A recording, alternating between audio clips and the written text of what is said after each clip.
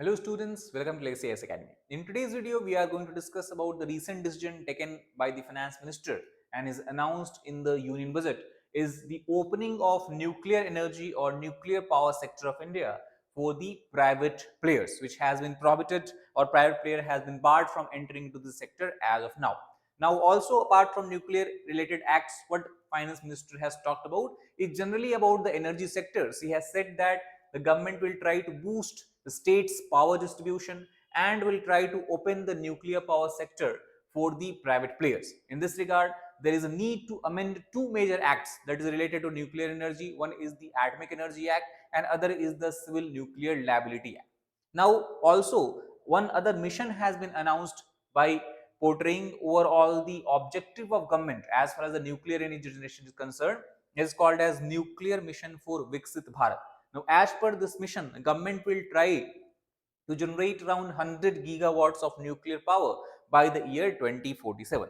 Now, if you try to look at the status of nuclear energy generation in today's India, we can see that over one decade, it has remained almost constant. For example, compared to all other methods of power generation, nuclear energy as a percentage of total energy generation has fluctuated somewhere between 2.5 to 3%, and that has been the case since 2013 till 2024. And this is something that has largely been blamed due to the lack of private sector participation, as the extent or as the speed at which the government sector is overall expanding this area is very slow.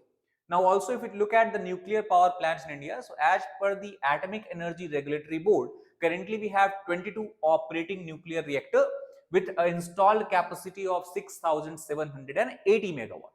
Out of these 22 operating reactors, 18 reactors are what we can call as the pressurized water reactor, and then 4 are heavy water reactor.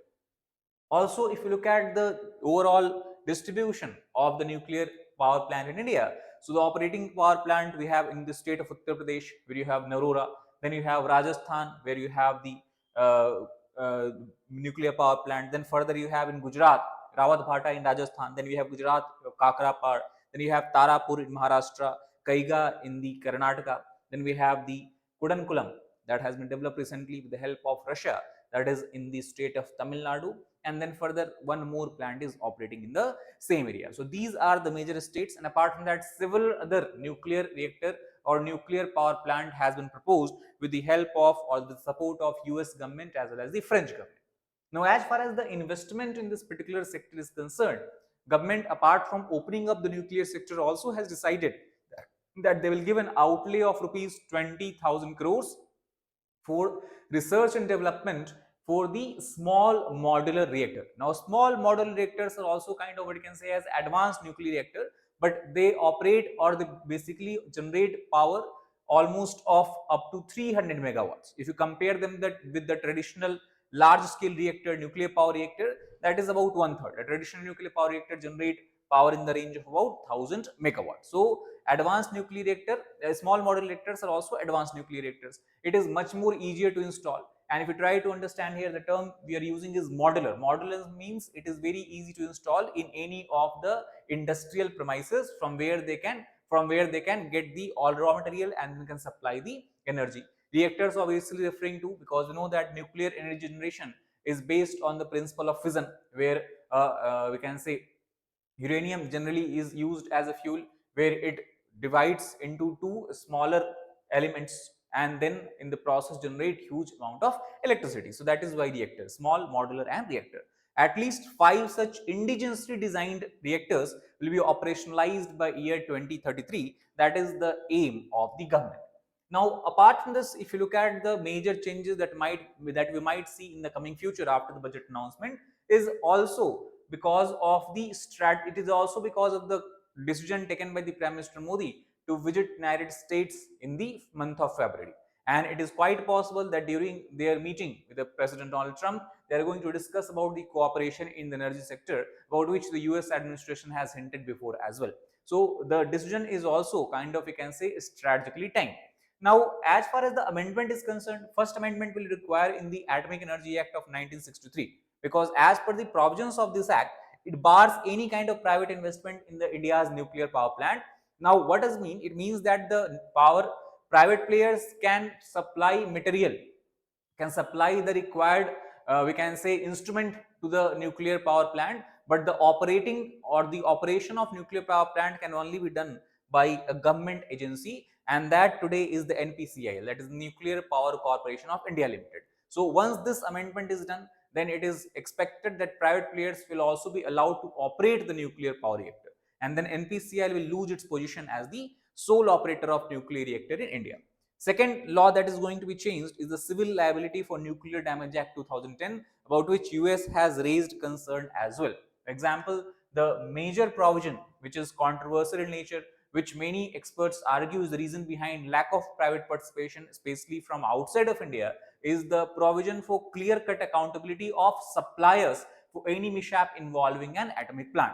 Also, here on the operator, the cap has been compensated rupees 1500 crores. That means, suppose we have learned a lesson from the Bhopal gas tragedy, and taking lesson from Bhopal gas tragedy, what government decided that suppose if nuclear tragedy has to occur, if there is a failure of nuclear reactor or there is some problem of nuclear reactor, and it is found that this failure is because of the defect in the equipment, defect in what you can call as instrument, defect in the material that has been supplied by some foreign company, then this foreign company will be liable, and there is no limitation to what will be the extent of compensation that they'll have to pay.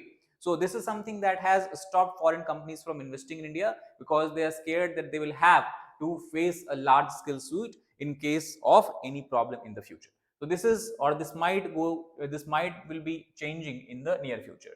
Now, also apart from this, the decision of government to allow private participation in nuclear energy generation is also to develop, it is aligned to the goal of the government to develop at least 100 gigawatt of nuclear energy by 2047 to make the country's nuclear sector more attractive to overseas investment and greater private sector participation.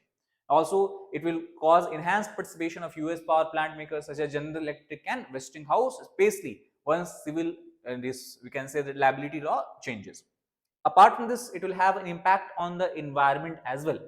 We know that India has decided to ramp up its nuclear power plant, and this is also a key element to reduce its carbon footprint and achieve net zero goal by 2070 by powering industries that are difficult to decarbonize, such as steel and cement. So not only it will have economic impact, it is also going to align with the goal that government of India decided to tackle the climate change and to focus its effort toward clean energy generation.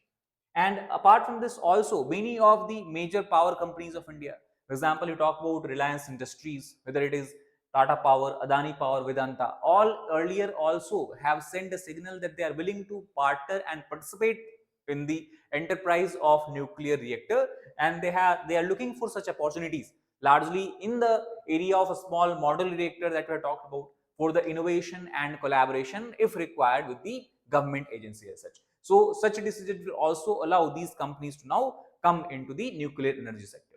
The opening of this space for private players is an interesting development which has the potential to attract newer incumbents as well. For example, you talk about United States, many of the global tech giants such as Amazon, Microsoft, Google, they are pivoting as well, and they, in some context, in some areas in the United States, they already have invested in nuclear energy based companies, and many of them are even willing to invest outside of US, for example India as well.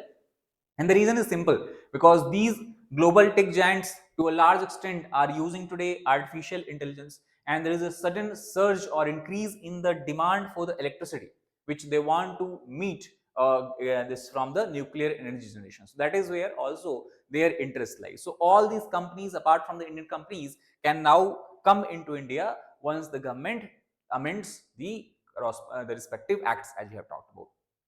Now, the target, if we talk about the government has given to itself, is obviously by 2047, it want to develop at least 100 gigawatt of nuclear energy, and then adding 100 gigawatt of nuclear capacity over the next 20 years is doable and not very ambitious. That is something even critics are arguing, that government should have given itself much more higher and greater target than what it has given now.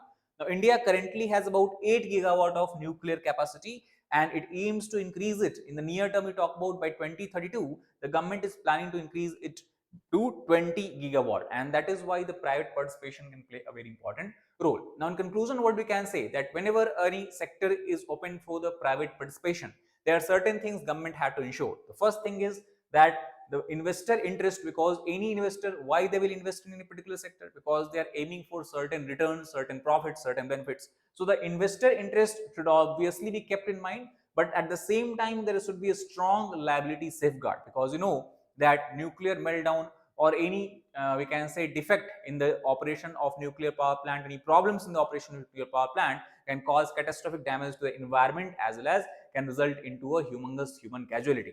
So there should not be any compromise with the liability on these operators or the companies. Second, reform could help build confidence among the private players, obviously, while ensuring the sector's safety, accountability, and alignment with the national interest. But as we have discussed, this is just an announcement that has been made in the budget. How exactly the amendment is going to take place, what are the provisions that will be tweaked by the government, and what are the detailed rules and regulations that will be brought by the government in the future in this regard, we still do not have clear idea about. So best thing is for us to need to wait and watch for the promulgation of all the necessary paperwork, framework, and all that to be followed by the private players who may want to enter this space, that whether this decision of government will obviously spark the interest of the private players or not, or whether they will raise certain concerns. One thing we are sure about, that the nuclear energy sector of India is definitely going to change significantly in the near future, and that is what the government has intended toward and has shown its intent toward. So that is all for this particular video. If you like the video, please hit the like button, share it with your fellow aspirants, as well as subscribe to our channel for more successful content. Thank you very much.